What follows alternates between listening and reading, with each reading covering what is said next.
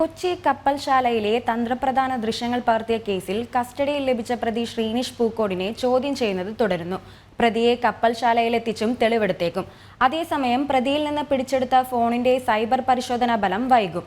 ശ്രീനിഷ് ദൃശ്യങ്ങൾ കൈമാറിയ സമൂഹമാധ്യമ group Angel പായലിനെ കുറിച്ച് കേന്ദ്ര രഹസ്യാന്വേഷണ വിഭാഗം അന്വേഷണം ശക്തമാക്കിയിട്ടുണ്ട്. കൊച്ചി കപ്പൽശാലയിൽ നിർമ്മാണത്തിലിരിക്കുന്ന നാവികസേനാ കപ്പലിന്റെയും INS വിക്രാന്തിന്റെയും ദൃശ്യങ്ങളും ചിത്രങ്ങളുമാണ് ശ്രീനിഷ് പൂക്കോട് പകർത്തി ഏഞ്ചൽ പായൽ എന്ന സമൂഹമാധ്യമ അക്കൗണ്ടിന് കൈമാറിയത്. ഒരു സ്ത്രീ കൈകാര്യം ചെയ്യുന്ന ഈ അക്കൗണ്ടിലൂടെ രഹസ്യ സ്വഭാവമുള്ള ചിത്രങ്ങൾ പരസ്യപ്പെടുത്തിയതായി കേന്ദ്ര IBയും രഹസ്യാന്വേഷണ വിഭാഗങ്ങളുമാണ് ആദ്യം കണ്ടെത്തിയത്. തുടർന്ന് കൊച്ചി കപ്പൽശാലയിലെ സുരക്ഷാ വിഭാഗത്തിന്റെ പരാതിയിലായിരുന്നു എറണാകുളം സൗത്ത് പോലീസ് കേസെടുത്തത്.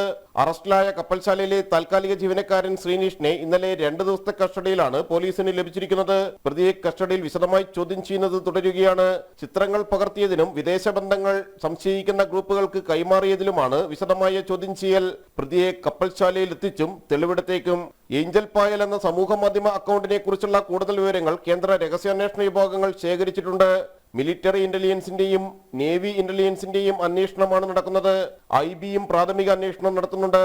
ഇതിനൊപ്പം ശ്രീനിഷിന്റെ മൊബൈൽ ഫോൺ സൈബർ ഫോറൻസിക് പരിശോധന നടത്തിയതിന്റെ റിപ്പോർട്ടും പ്രധാനമാണ്.